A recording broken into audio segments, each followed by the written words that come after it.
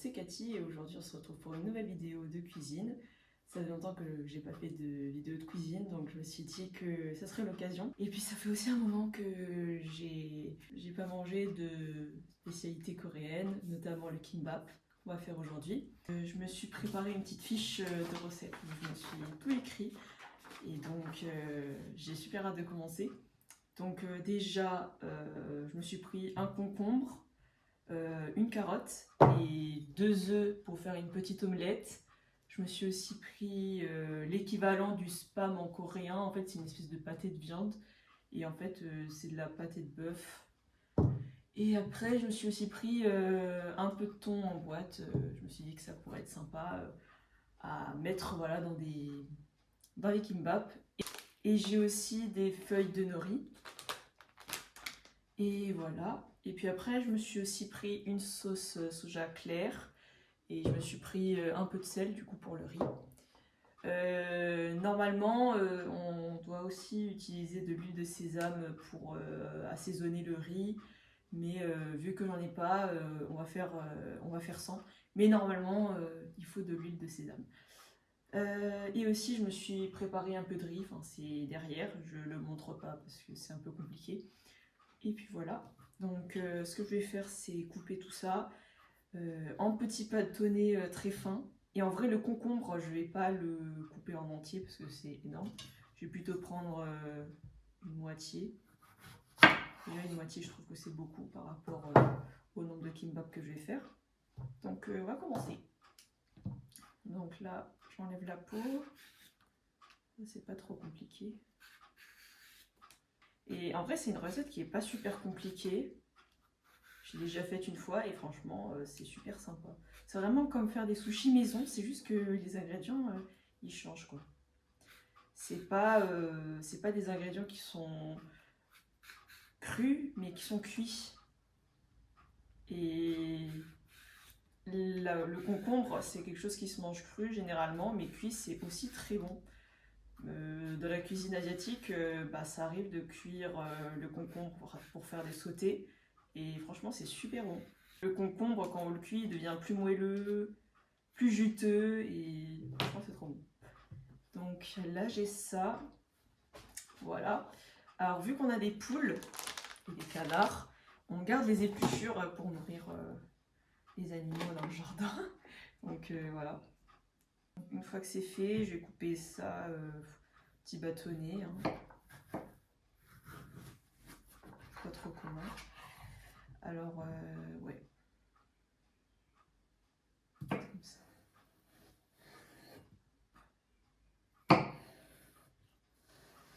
Bon, faudrait couper droit, ça c'est bien.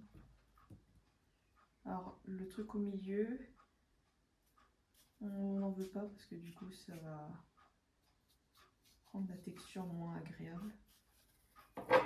Et puis, c'est moins digeste aussi le milieu parce que c'est riche en fibres. Mais on n'en a pas besoin pour les kimbap. J'en enlève un maximum. Bon, il en reste un petit peu, mais bon, c'est pas dramatique. Et je pense que ça va être plus pratique pour découper aussi. Donc en vrai, c'est pas plus mal. Et puis c'est quand on va cuire aussi, c'est ça qui fait que le truc il se ramollit et tout. Et en fait, faut pas que ce soit trop ramolli non plus, quoi. Voilà. J'ai fait mon maximum pour tout enlever, donc je vais réserver ça dans une assiette ou en bol, je sais pas. Ouais, je vais mettre ça dans une petite assiette.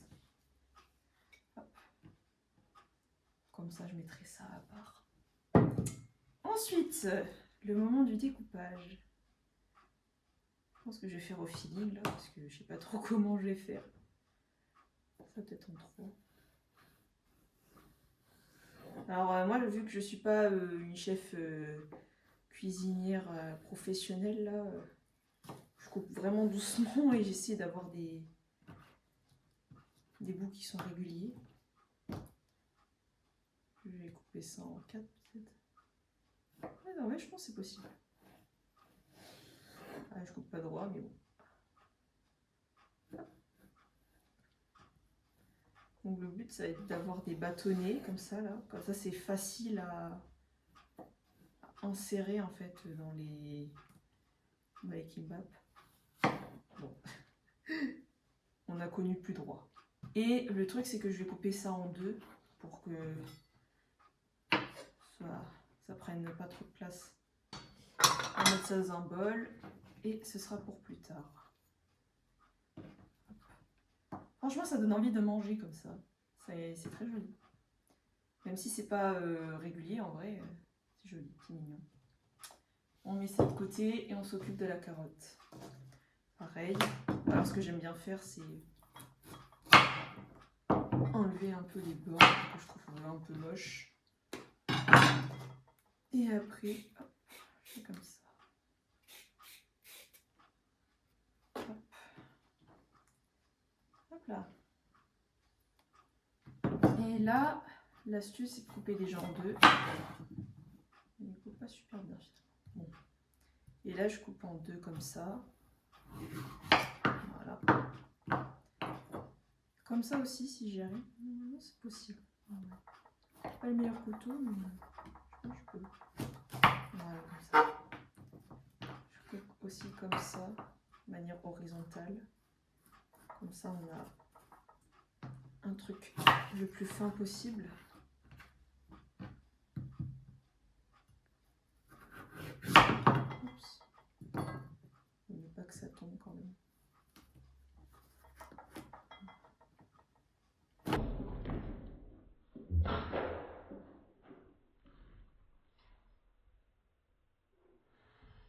Bref. Ah, là, ce couteau, il est...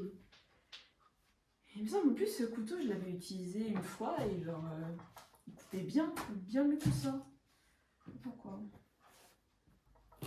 Mais le truc se tortille. Ok, maintenant je vais couper ça en 4. Ok. Déjà, ça a une forme beaucoup plus régulière que le vin.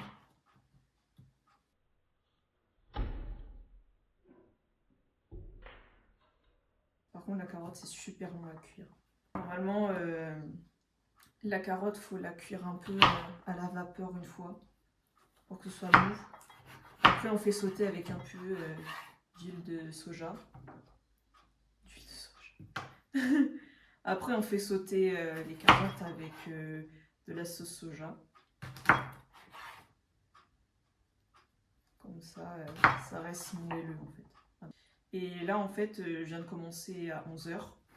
Et j'ai juste peur que mes parents, ils arrivent avant que j'ai terminé. Mais bon, en vrai... Heureusement, c'est rapide à faire dans le sens où le seul point de galère, en fait, ça va être couper les ingrédients et les rouler. Et même les rouler, ça va vite. Hein. J'ai eu l'occasion de faire des sushis plein de fois, donc je sais. Ok, franchement, c'est super joli cette histoire. Je vais mettre ça dans un autre bol.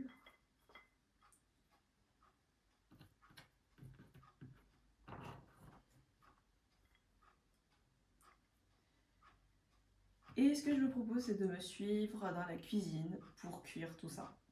Alors, on se retrouve en cuisine et vous allez me voir en train de cuire tous les aliments. Je sais pas si vous voyez ma tête, mais bon, c'est pas très grave. Donc, je vais faire chauffer de l'eau. Et en fait, cette eau bouillante, ça va permettre de cuire les carottes à la vapeur pour qu'elles prennent le temps de cuire. Et du coup, on va juste attendre que l'eau soit suffisamment bouillante pour mettre les carottes. Après, il faudra attendre un petit moment. Ce que je peux faire pour gagner un petit peu de temps, je vais commencer à préparer mon omelette. Donc je vais prendre 2 œufs pour avoir une omelette très plate, très fine. Parce qu'on n'a pas besoin d'une grosse omelette hyper volumineuse, surtout pour la taille des kimbap qu'on va faire après. Et après, je vais ajouter de la sauce soja claire dedans. Et vous allez voir, ça va être un banger. Donc là, je casse les œufs. Hein. Pas trop compliqué jusque-là.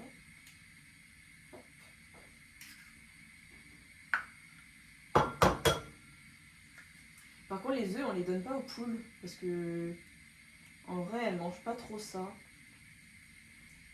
Donc on les jette. Je sais qu'il y a beaucoup de gens qui utilisent les coquilles d'œufs pour nourrir leur poulet, enfin, pour nourrir leur poule. Mais je sais pas, les autres, elles sont pas fans.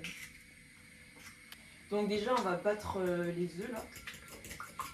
C'est assez facile.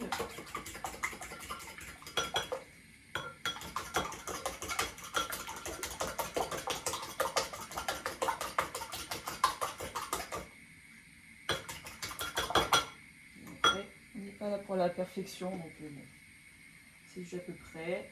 Donc là, je vais essayer de mettre l'équivalent d'une cuillère à café. Je crois que j'ai mis un peu une cuillère à café et demi. Voilà. Oula, ça a pris la couleur de la sauce soja. Et bon, c'est pas très grave parce qu'une fois que c'est cuit, ça va se jaunir un peu plus. Là. Ça c'est prêt, donc là je vais commencer à cuire ça. J'ai allumé le feu, il y a une grosse étincelle, j'ai eu peur. Donc pas trop fort parce que voilà, le but c'est pas de mettre le feu à la maison, enfin je crois pas. Et ensuite je vais mettre un peu d'huile pour que la casserole elle ne souffre pas trop. Je mets un petit filet d'huile d'olive. J'aime bien l'huile d'olive, c'est meilleur pour la santé. Je me demande quelle heure il est. Non, il n'est pas 11h55. Et tu sais, il est quelle heure? Oh non! Je suis dépitée. Il est vraiment 11h55. Bref. Après, je connais mes parents. Quand ils font les courses comme ça, ils traînent. Et généralement, quand ils font les courses, à partir de 10h30, 11h, généralement ils rentrent à 13h. Donc il est tranquille. Il n'y a pas trop d'inquiétude à se faire. Voilà, ça commence à bouillir. Je pense que je peux commencer à mettre les carottes. Voilà. C'est comme ça. Oh, il y a des bulles aussi dans le... Je vais réduire. Et je vais mettre...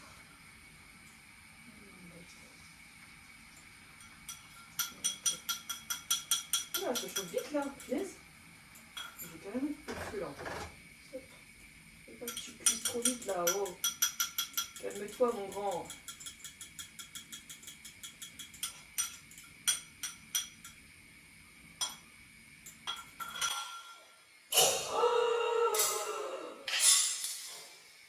Mais j'ai deux mains gauches, c'est pas possible.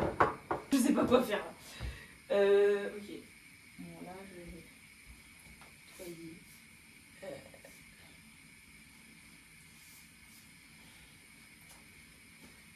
Purée, mais je fais absolument rien et l'œuf il commence déjà à cuire. C'est quoi ce bordel? Non, je prends la maryse et après je finis en fait les restes d'œuf. On met dedans. Ici on gaspille rien. Surtout que c'est nos œufs de poule. Donc les poules elles se sacrifient pour nous, exprès pour nous donner des œufs et nous on les mange pas comme il se doit. Quelle cruauté, franchement. Les gens qui ne respectent pas les œufs de poule devraient avoir honte. Ça je vous le dis.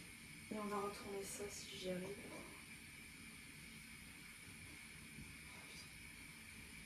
Attends, je réfléchis là. Mais en vrai, je la retourne normal quoi. C'est trop mou. En fait, il faut que je la chauffe, faut que je chauffe un peu la poêle. Mais le problème, c'est que ça chauffe super fort. C'est trop chiant.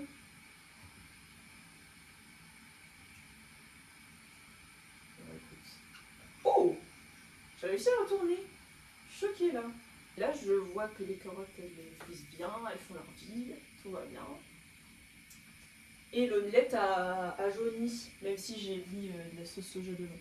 Donc c'est bien. Je vais prendre un petit couteau et je vais la couper un petit morceau et la mettre dans le bol que j'ai utilisé. Donc là, le but, ça va être de couper l'omelette en petits bâtonnets. Comme ça, pareil, l'idée ça va être de mettre des bâtonnets d'omelette dans mes Kinder. J'aime bien la texture. Là, on est pas mal. Dans la gomelette.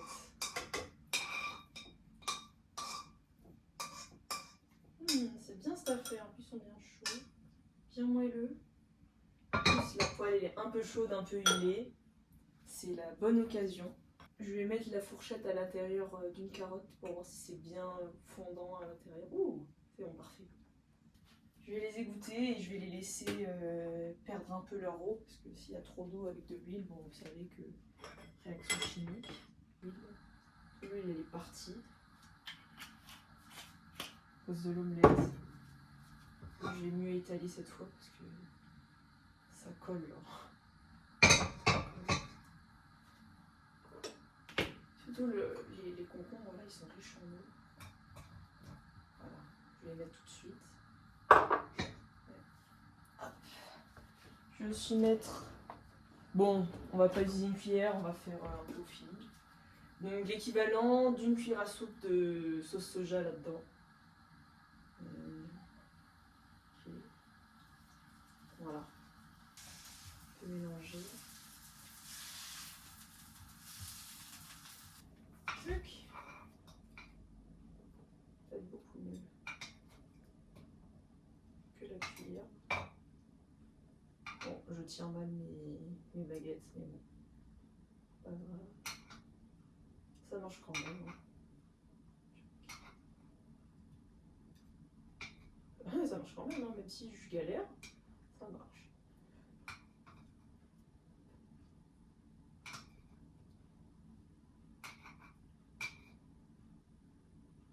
C'est bien cuit.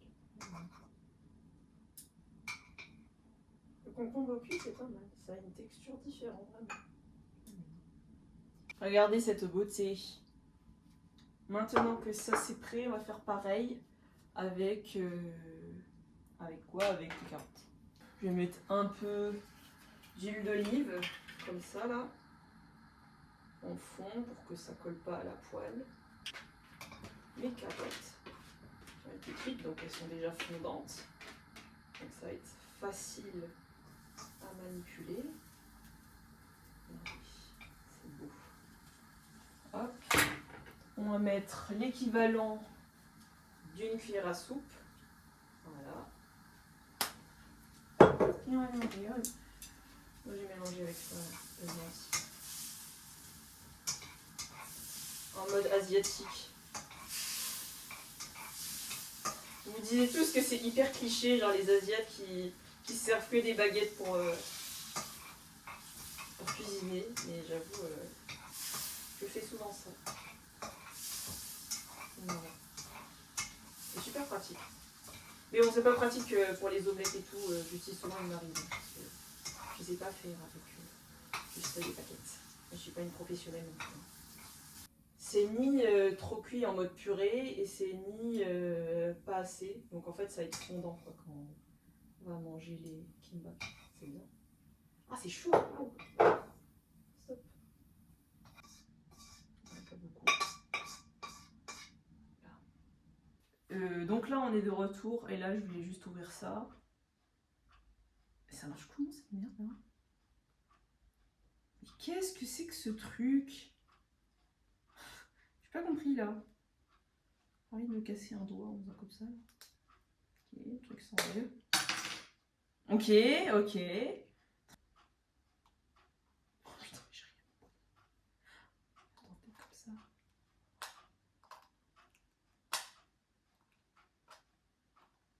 Non mais là je suis désolée mais je comprends rien.